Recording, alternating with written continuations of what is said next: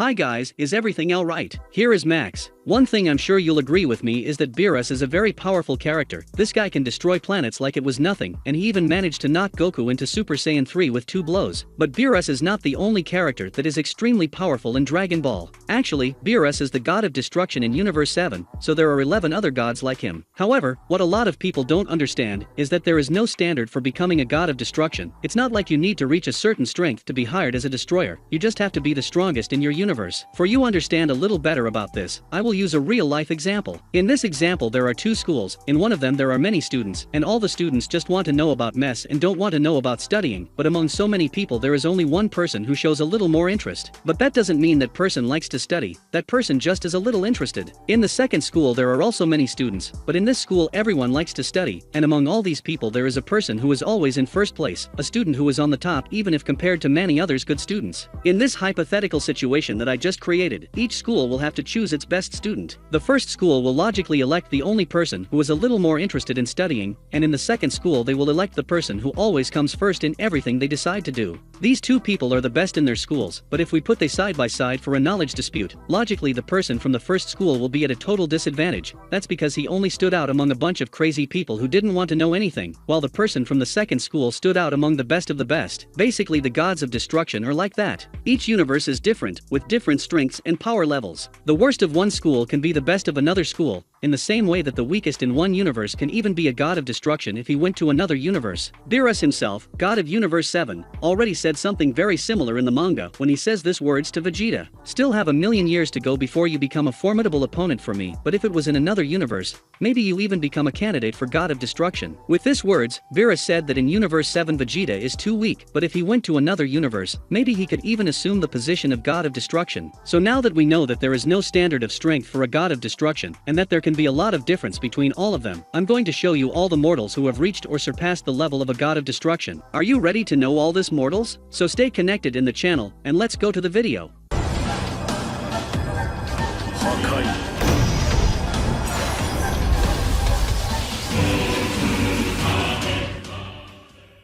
The first character in this list is Zamasu. It's said in the manga that Zamasu had enough power to wipe out a galaxy and the entire universe, and the way he was carrying his energy, he wanted to cause this destruction with a single shot. Because in this scene Toyotaro without a doubt was inspired in a scene which Vegeta was losing to Goku and decided to destroy the entire planet there in the Saiyan saga. So because it's the same concept, we can classify Zamasu as a true god of destruction. In this last scene of the Goku Black Saga, he multiplied in 2, and his strength did not decrease, and Goku himself said their power was the same as before, so even copying himself, the strength of the Zamasu remained the same as before. So, if Zamasu creates 10 copies, for example, he will be 10 times stronger, and in these last pages Zamasu made hundreds of thousands of clones. So, he became hundreds of thousands of times stronger than before. Not to mention that Zamasu was immortal, so imagine a being with the level of a god of destruction with several clones with a power identical to its original facing a single god of destruction. At most only Beerus, Belmod and Kid Ella could defeat him, the 3 most powerful god of destruction of all. The second character is the Prince Vegeta. As I already mentioned in this video, Beerus himself has already said that Vegeta could be a candidate for God of Destruction in some other universe, so there's nothing to discuss about it. Vegeta's power of destruction is so great that he was able to destroy 2 Zamasus in his last form with a single attack, and we saw very well that the power of a Zamasu in his last form is absurd. So if they're in the Goku Black Saga Vegeta had such great power, nowadays he is clearly without a doubt at the level of a God of Destruction, and can even surpass many of them. The next character is the most powerful assassin from Universe 6. Hit is clearly on a god of destruction level. In the Tournament of Power, he came to a level superior than the perfect Super Saiyan Blue Goku himself, and he surely became superior to the level of Zamasu. Even Champa himself was worried about the level Hit had reached, how powerful the assassin had become. And remembering that this is a Hit without being able to use his assassin techniques, that is, even though he was limited in the power tournament, he was showing something much more efficient, and proving to be much more powerful than the perfect Super Saiyan Blue. I only tell you one thing, if Goku had helped Hit there at the end, if he hadn't simply wanted to defeat Jiren alone for that one-on-one fight nonsense, if Goku had joined forces with Hit at that moment, Jiren surely could have been defeated because of that ability called time lag. This Hit skill almost defeated Jiren in the manga, so if Goku had helped there, they could have defeated Jiren. So in short, clearly Hit is on the level of a god of destruction.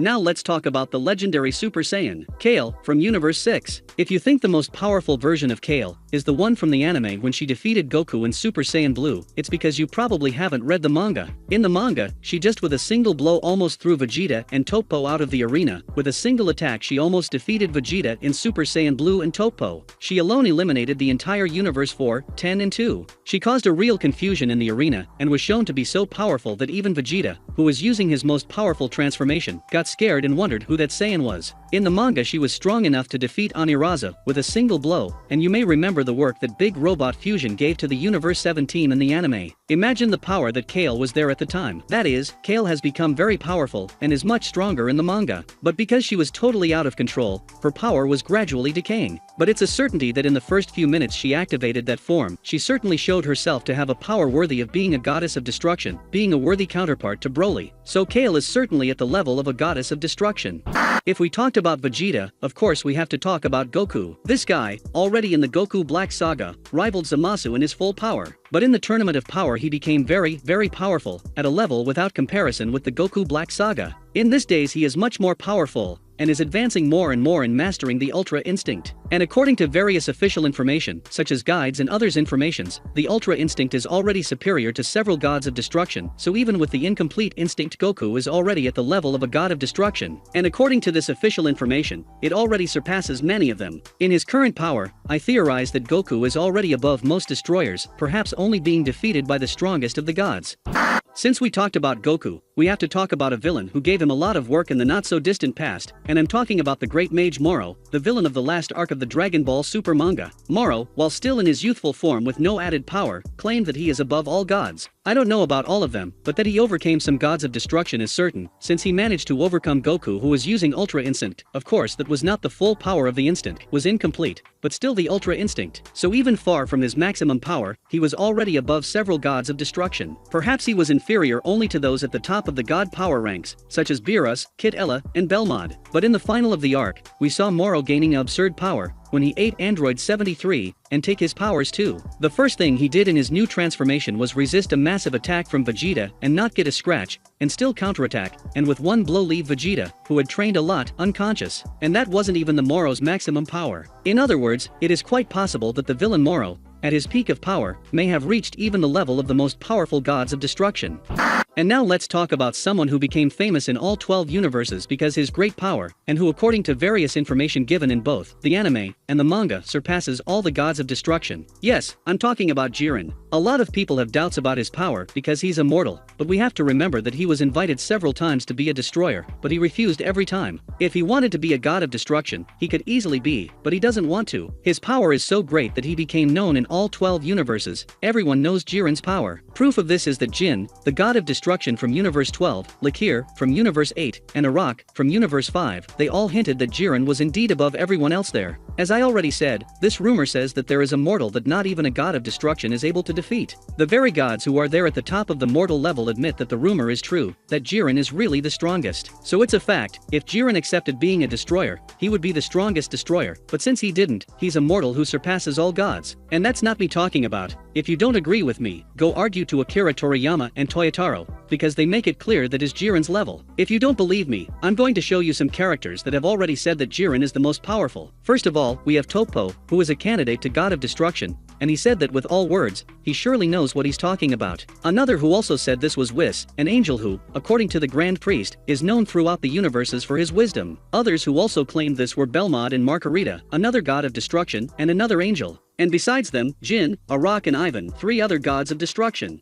The argument for saying that Broly is at this level is quite simple. We know that the story of the anime and the manga of Dragon Ball Super are different. Things that happens in the manga happens differently than they do in the anime. And according to the director of the Dragon Ball Super Broly movie, the movie follows the same events as the manga, thus in the movie has nothing from the anime. That is the reason for Toyotaro skipped the Broly saga in the manga, because this movie is the Broly saga of the manga, but in animation format. That's why in the movie we didn't see Goku use Kaioken combined with Super Saiyan Blue at any time, because in the manga it doesn't exist. So we know that everything that happened to Goku from the manga also happened in the movie. So it's a fact, it's a certainty that the Goku who fought Broly in the movie has full knowledge about the maximum power of the gods of destruction, because in the manga he watched all of them fighting with full power in that battle royale. So surely at that moment Goku saw the maximum power of all the gods. We know that because before the fight the Grand Priest warned all of them that if they didn't fight seriously, they would be eliminated. So we can conclude with very sure that everyone there was showing 100% of their powers. That make it clear that Goku, at that moment,